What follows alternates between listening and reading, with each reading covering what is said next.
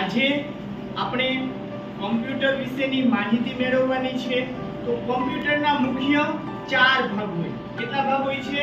4। એમાંથી કમ્પ્યુટરનું મગજ કહેવાય। શું કહેવાય? કમ્પ્યુટરનું મગજ। તો આને કહેવાય છે CPU। બોલો CPU।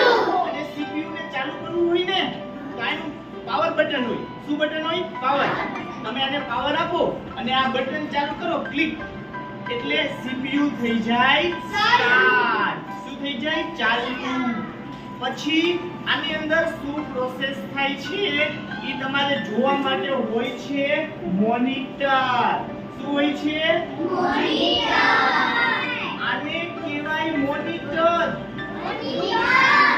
આમાં આપણે વિડિયો જોઈ શકીએ, ગેમ પણ રમી શકીએ। તો આનું નામ શું છે?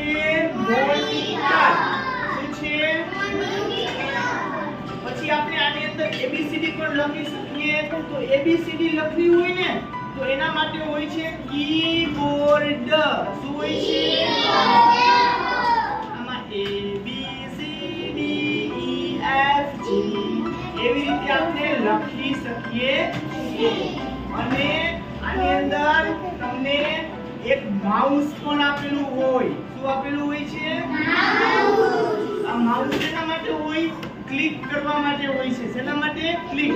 કોઈ પણ વિડિયો ચાલુ કરવો હોય, કોઈ પણ ગેમ રમવી હોય એના માટે હોય છે માઉસ। તો કેટલી વસ્તુ હોય? 4 વસ્તુ।